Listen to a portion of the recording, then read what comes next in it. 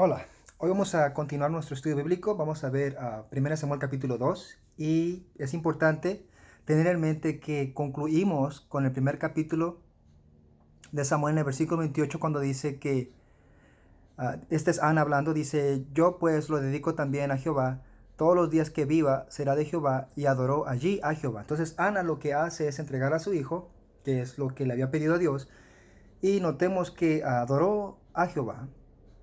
Y en el capítulo 2 vamos a encontrar la forma en la que ella adoró a Dios. Dice, y Ana oró y dijo, esto es 1 Samuel capítulo 2, mi corazón se regocija en Jehová. Entonces notemos que ella se está regocijando no en dejar a su hijo, sino en Dios, ya que ella amaba a su hijo y al hacer esto, obviamente, lo cual podría ser para quizás nosotros algo triste, podemos ver que ella nos puede enseñar una lección, ya que al estar entregando algo que ella amaba y que había deseado tanto, y lo pidió a Dios, ella aún así se regocijaba en Jehová, aun cuando estaba entregando a su hijo, y ya no le iba a tener más en su casa, ella se podía todavía regocijar en el Señor. Dice, mi poder se exalta en Jehová. Aquí también es curioso notar que en el texto original, en hebreo, la palabra poder tiene que ver con la palabra como un cuerno. Entonces, en términos bíblicos, un cuerno siempre representa poder, fuerza, dominio. Y es la idea detrás de esta frase. Que todo eso, ella lo está exaltando en Jehová, en Dios. Ella podría decir, mi fuerza, mi dominio, mi poder es exaltado en Jehová. Dice, mi boca se ensanchó sobre mis enemigos. Y aquí quizás Ana pueden tener en mente a Penina, que era la otra esposa de Elcana, ya que esta mujer siempre se burlaba de la desgracia que tenía Ana, ya que ella era estéril. Pero aquí el Señor cambió las cosas, por eso dice aquí, mi boca se ensanchó sobre mis enemigos, por cuanto me alegré en tu salvación. Dios la escuchó. Dice, no hay santo como Jehová, porque no hay ninguno fuera de ti. Y del versículo 12 en adelante tenemos que tener en mente que lo que hace Ana es empezar a hablar en un tipo de poesía. Y la poesía hebrea no necesariamente rima con las líneas, sino que es más el mensaje haciendo énfasis de lo mismo que se le está diciendo a Dios. Y lo vamos a notar ya que dice, no hay santo como Jehová, porque no hay ninguno. ¿Ve? No hay santo como Jehová, porque no hay ninguno fuera de ti y no hay refugio como el Dios nuestro. Entonces podemos ver eso, ¿no? Que es básicamente el mismo mensaje pero con diferentes palabras. Versículo 3. Aquí una advertencia dice, no multipliquéis palabras de grandeza y altanería, cesen las palabras arrogantes de vuestra boca, porque el Dios de todo saber es Jehová y a él toca el pesar las acciones. Una vez más, Penina puede también representar a todo ese tipo de personas que son orgullosas y que de alguna forma siempre quieren colocarse en un nivel superior al del resto de las personas. Y hay que tener cuidado, porque Dios puede cambiar tu situación si te crees grande. Dios tiene control y poder para cambiar cualquier cosa y eso también incluye el estatus de las personas. Dice, lo podemos ver también en el 4 cuando dice, los arcos de los fuertes fueron quebrados y a los débiles se ciñeron de poder. Los saciados se alquilaron por pan y los hambrientos dejaron de tener hambre.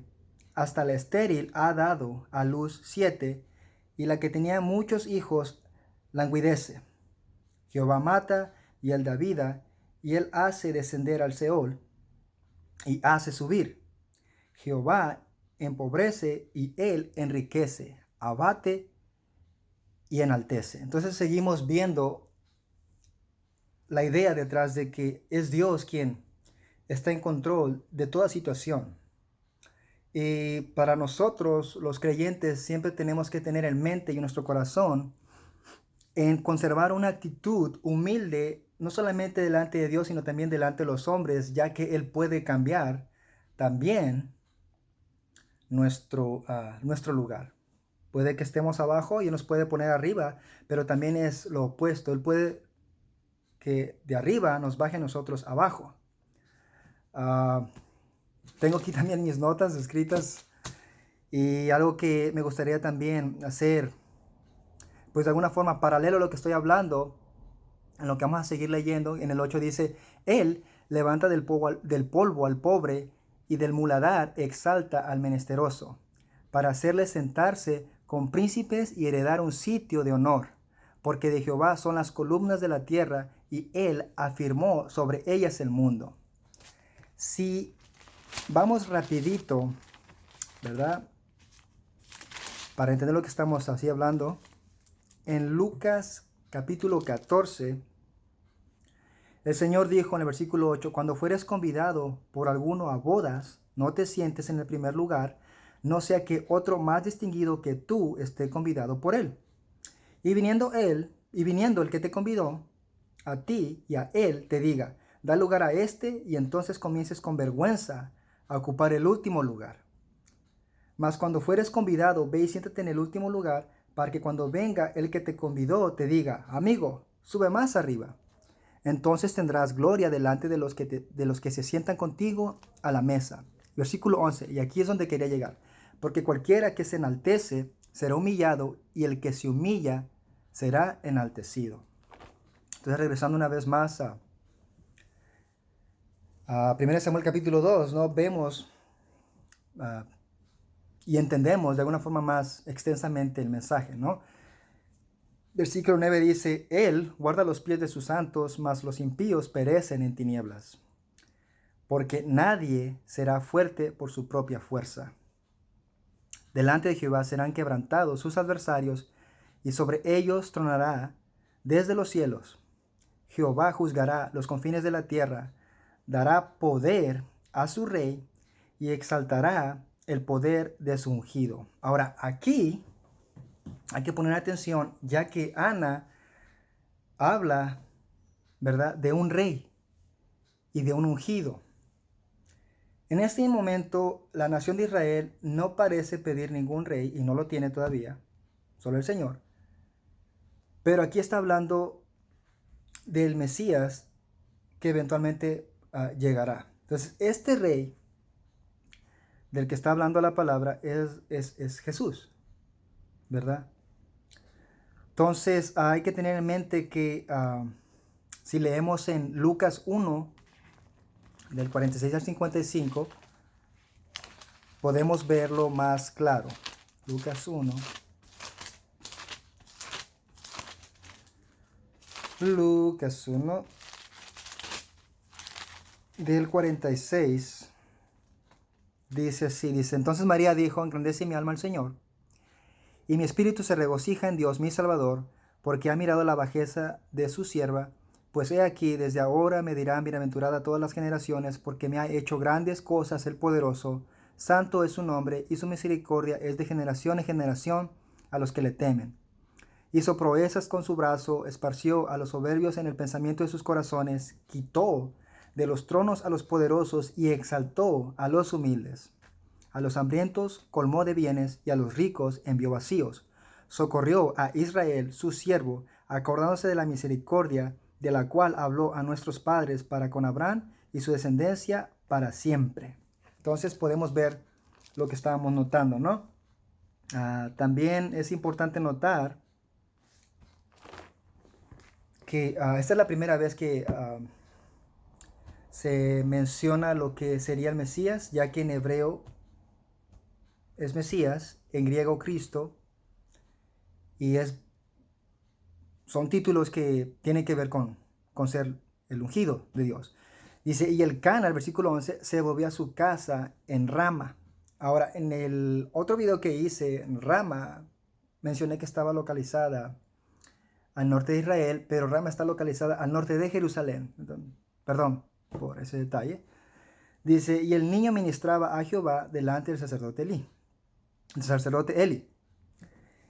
Y el versículo 12 dice, los hijos de Eli eran hombres impíos y no tenían conocimiento de Jehová. Entonces, aquí el texto básicamente dice los hijos de Belial. Belial era un dios pagano y los hombres normalmente eran identificados con un comportamiento malvado.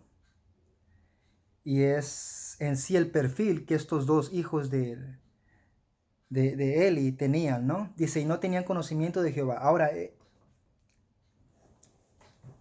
Eli no era malo, por así decirlo, ya que también él fue como una imagen de padre para Samuel. Pero sus hijos no necesariamente heredaron genéticamente el conocer a Dios. Tus hijos, si eres de un hogar cristiano, creyente, no necesariamente porque los padres sean cristianos, eso hace naturalmente a tus hijos también creyentes. No, tus hijos, los jóvenes, eventualmente tienen que conocer a Dios por ellos mismos y aceptarlo por ellos mismos.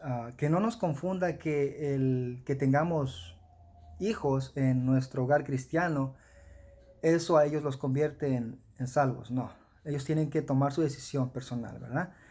Dice el versículo 13, y era costumbre de los sacerdotes con el pueblo que cuando alguno ofrecía sacrificio, venía el criado del sacerdote mientras se cocía la carne, trayendo en su mano un garfio de 3 dientes, y lo metía en el perol, en la olla, en el caldero o en la marmita, y todo lo que sacaba el garfio, el sacerdote lo tomaba para sí.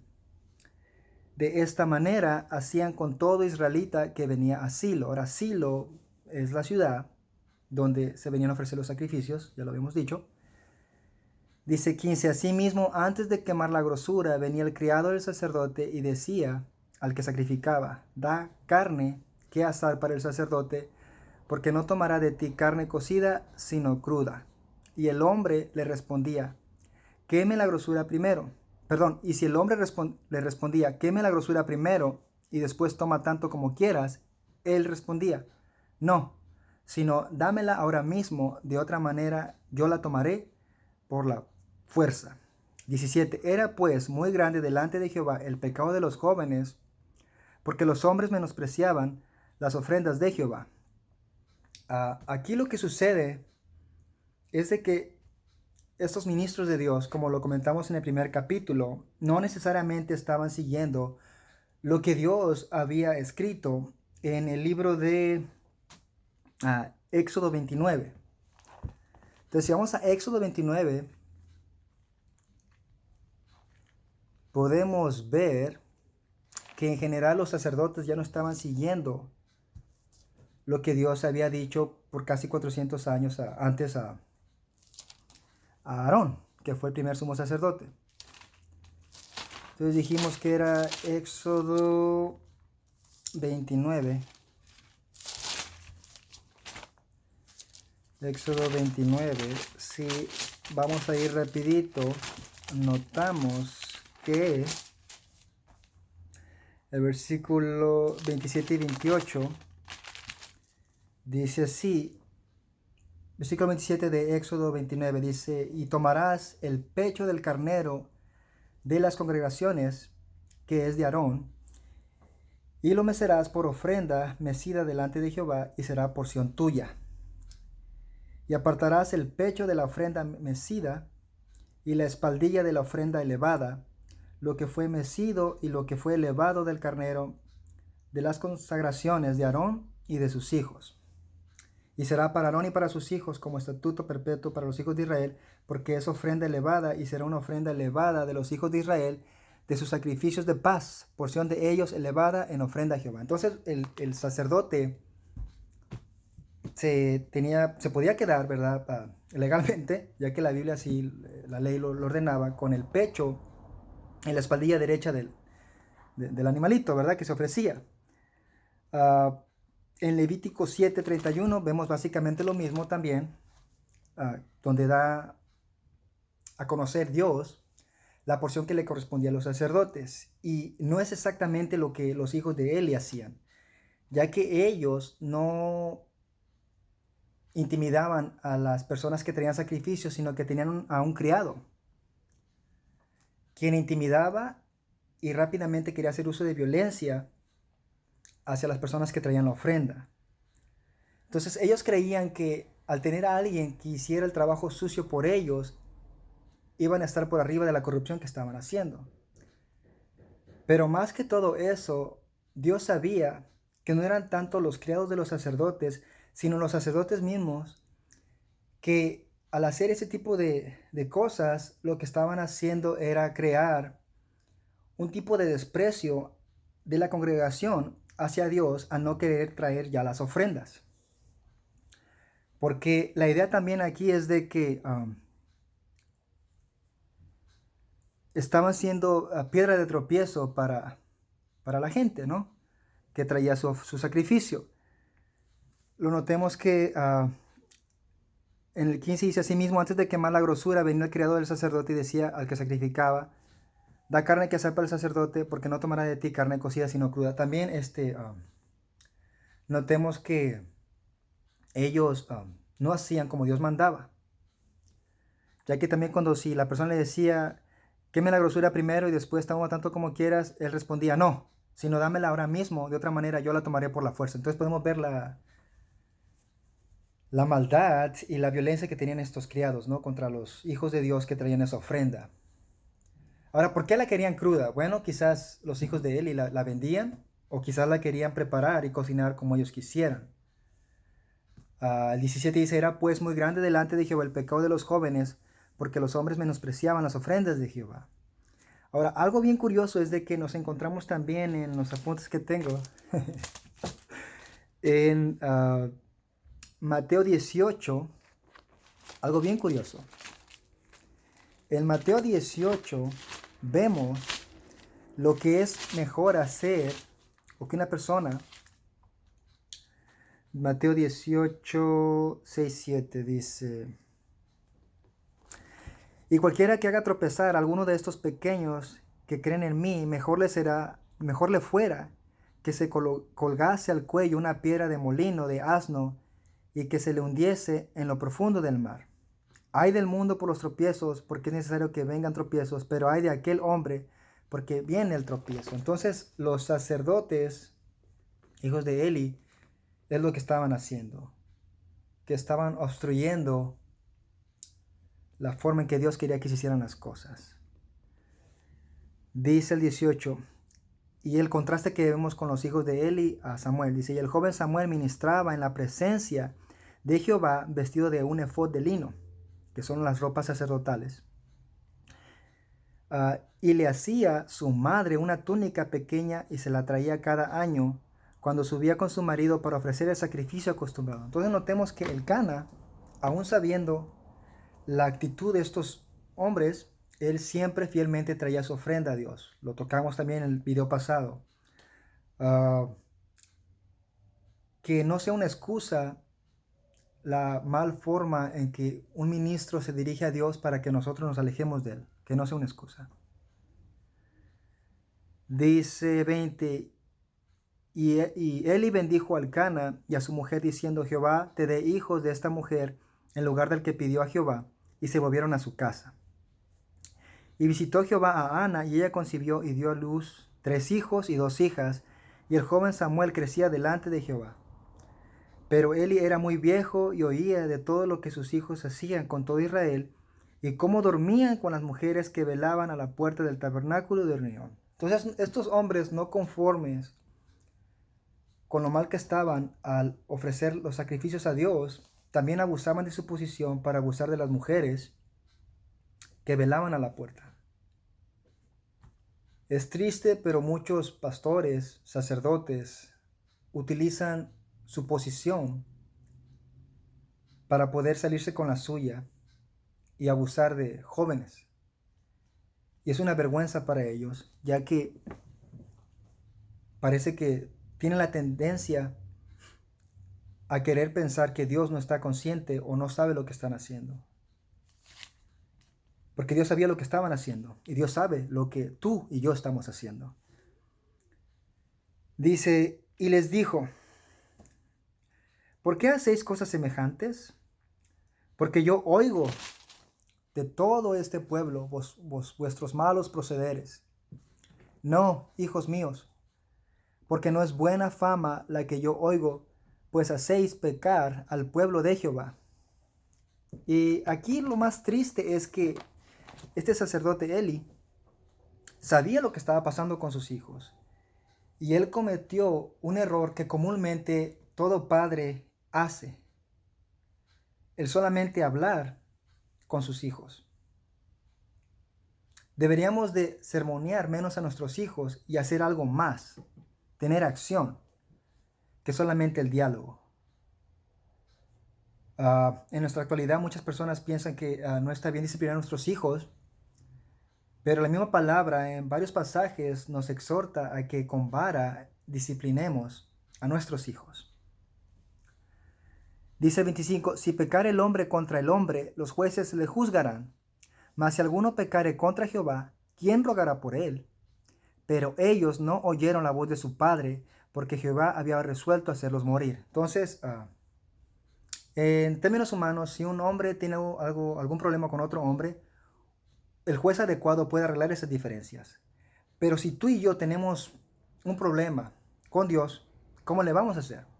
Bueno, gracias a Dios, Él envió a su Hijo Cristo Jesús, que nos enseña en Primera de Juan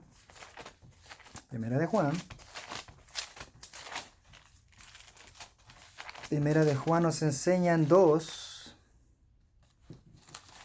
Dejen checo Primera de Juan 2, versículo 1.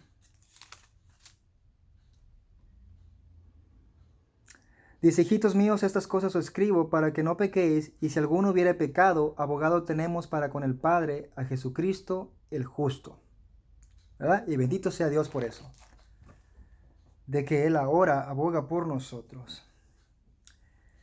Dice el 26, y el joven Samuel iba creciendo y era acepto delante de Dios y delante de los hombres. Lo mismo se comentó de Jesús también, que Él crecía y era aceptable delante de los hombres, delante de Dios.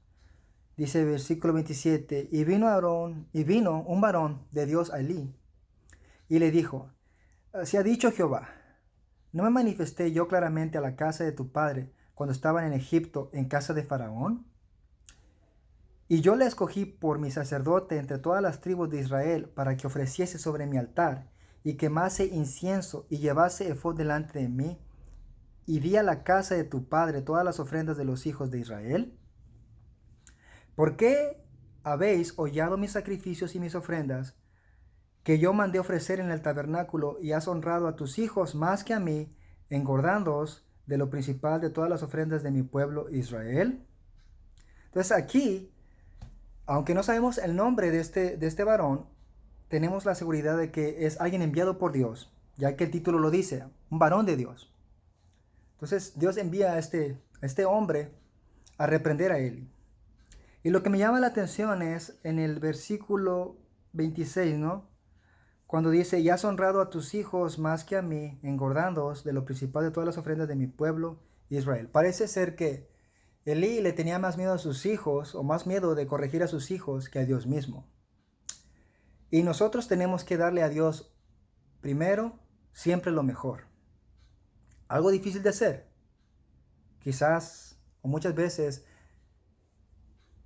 las cosas buenas son lo que se interponen delante de Dios y nosotros. Es difícil quizás escoger entre amar primeramente a Dios que a tu esposa o a tu esposo o a tus hijos mismos. Pero nosotros, si tenemos un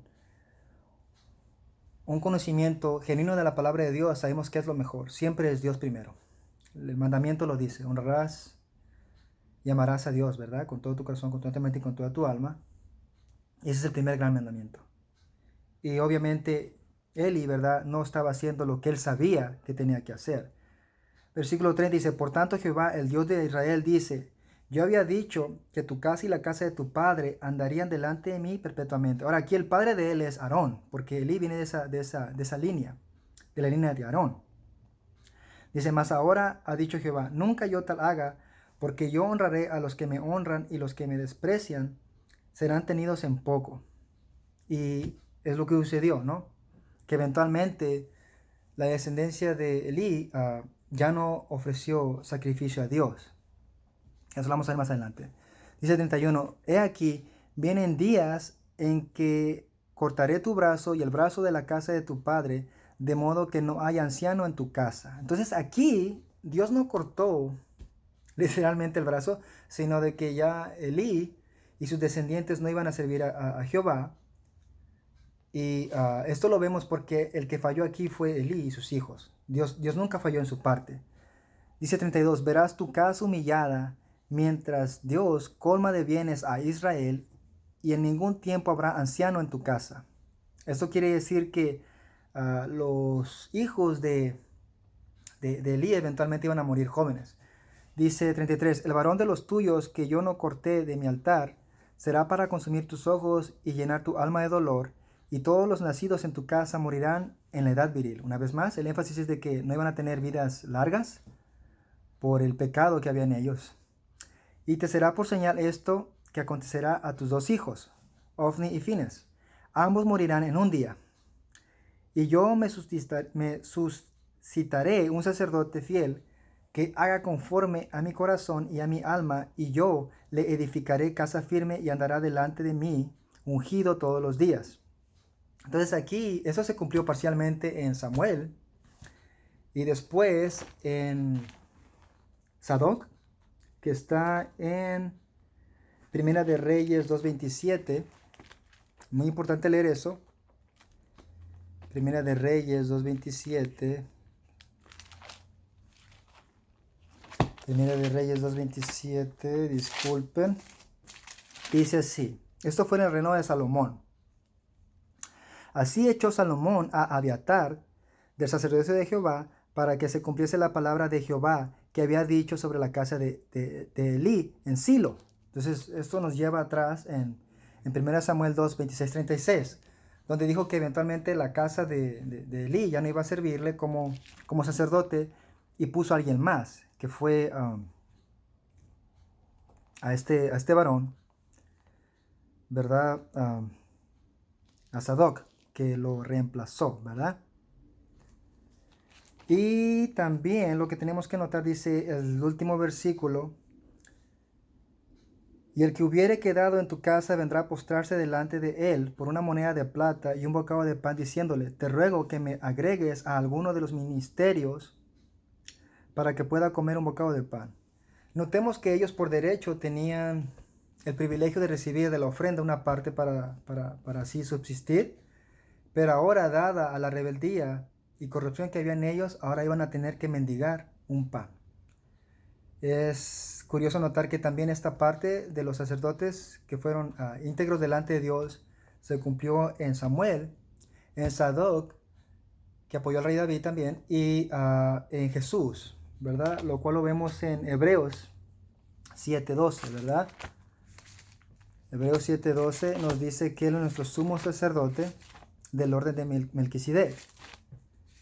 Hebreos 7:12, disculpen, tengo que poner esto en orden. Hebreos 7:12. Entonces podemos ver, Hebreos, disculpen, está todo un poquito, pues no tanto acomodado, pero dice la palabra aquí en Hebreos 7:12, dice, porque cambiado el sacerdocio necesario, es que haya también cambiado de la ley.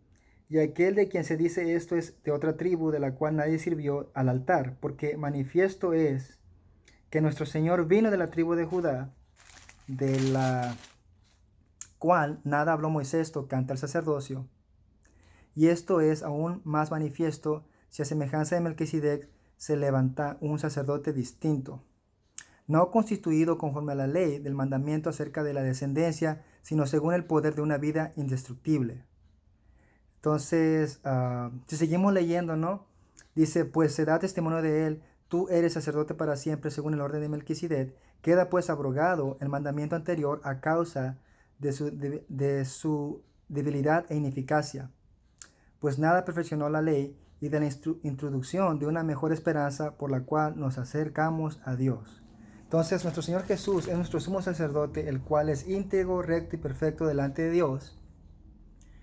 Y Él siempre va a ser, y siempre lo hizo. Cuando Él estuvo aquí en la tierra, Jesús dijo que Él siempre hacía lo que al Padre le agradaba. Y bendito sea Dios porque Él pagó por nuestros pecados y Él ahora nos ha redimido y ha comprado y lavado con su sangre nuestras almas. Entonces, espero y esto haya servido. Espero y podamos seguir leyendo los siguientes capítulos.